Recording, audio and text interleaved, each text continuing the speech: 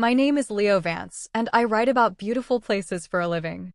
It is a good life: airports, hotels, room service, and the freedom to go anywhere. Last winter, I was in Whistler, a ski town in the mountains of British Columbia. I was having breakfast in a quiet cafe, watching the snow fall, when a woman changed everything. She was young, pretty, with dark hair and nervous eyes. She walked straight to my table and sat down like she knew me. "Leo. Oh my God, it's so good to see you." She kissed my cheek. Her voice was warm, but her eyes kept flicking toward the window. I looked. A man was standing across the street. Short white hair, dark coat, watching us. I did not know this woman. I told her so. She laughed too loudly and touched my hand. "Don't be silly. We met at that party in Toronto. Remember?" She leaned close and whispered, "Please, just play along. His name is Vickers. Do not look at him." I did not know what was happening, but something in her voice made me obey. I smiled like an old friend. We talked about nothing: the snow, the coffee, the ski lifts. She told me her name was January.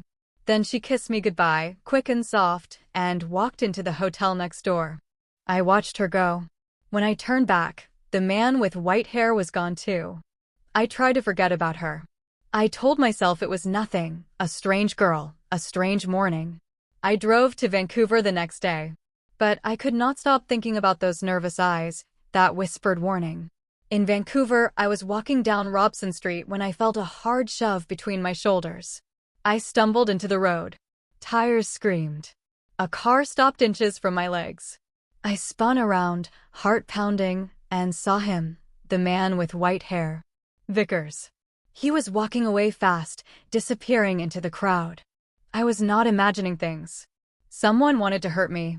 Back in my hotel room, I could not sit still. I grabbed a magazine from the lobby and flipped through it, trying to calm my mind. And there she was. A photograph. The same dark hair, the same face. But the name under the picture was not January. It was Mia Hudson, daughter of Richard Hudson, the shipping millionaire. The puzzle clicked together. Mia, was hiding from someone. And that someone was Vickers. The next day, I drove to Stanley Park. It was raining.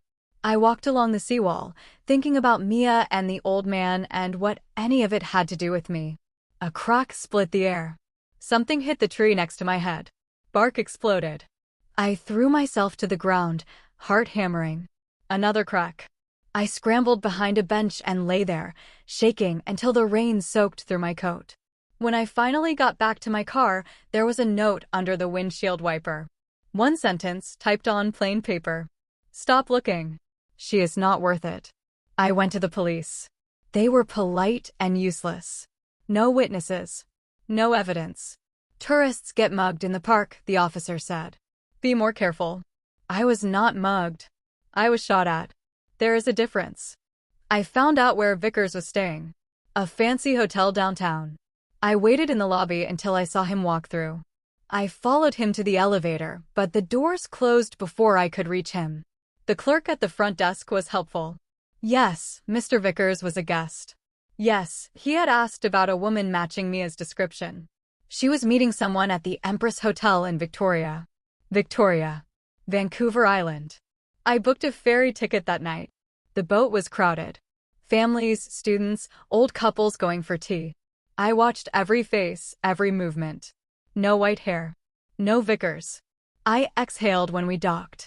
The Empress Hotel is a grand old building, all ivy and elegance. I walked into the tea room and saw her immediately. Mia. She was sitting with a man, blonde, tanned, handsome in an obvious way. She saw me too. Her face went pale. Then Vickers walked in. He moved fast, his hand inside his coat. Mia screamed. The blonde man stood up. Vickers pulled out a gun and shouted, "This is for my daughter." I do not know what I was thinking. I threw myself forward and knocked over a heavy table. China shattered. People screamed. The gun went off, a sound like the world breaking. The blonde man crumpled. Vickers stood frozen, the gun smoking in his hand. Then security was everywhere, shouting, wrestling him to the ground. At the police station, the truth came out. The blonde man was not just some boyfriend. His real name was Carl, and he was a con artist. He had taken everything from Vickers' daughter, her money, her dignity, her hope.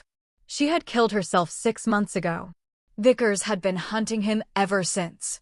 He saw Mia with Carl and thought she was another victim, or maybe part of the scheme. He thought I was helping them. He was a broken man trying to stop more pain, but grief had made him dangerous.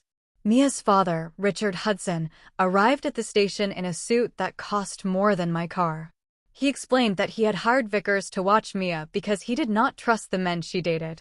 He did not know about Vickers' daughter. He did not know how personal it had become. Carl survived.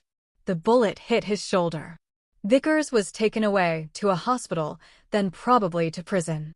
Mia sat in a corner of the station, wrapped in a blanket, not looking at anyone. I gave my statement and walked out into the cold Victoria night. The air smelled like the ocean. I was tired. So tired. The next morning, I took the ferry back to Vancouver. I sat on the deck, watching the islands slide past, and thought about Mia's nervous eyes, Vickers' gun, the crack of bullets in the rain. I thought about Anna, the daughter I never met, whose death had set all of this in motion. A girl sat down next to me. Pretty. Smiling. Beautiful day, she said. Mind if I join you? I looked at her for a long moment. Then I smiled and shook my head. I am sorry. I prefer to sit alone. She shrugged and walked away. I turned back to the water. I have learned something about nice smiles. Sometimes they are just smiles. And sometimes they are the beginning of a story you never wanted to be part of. My name is Leo Vance. I write about beautiful places. And I have had enough adventure to last a lifetime.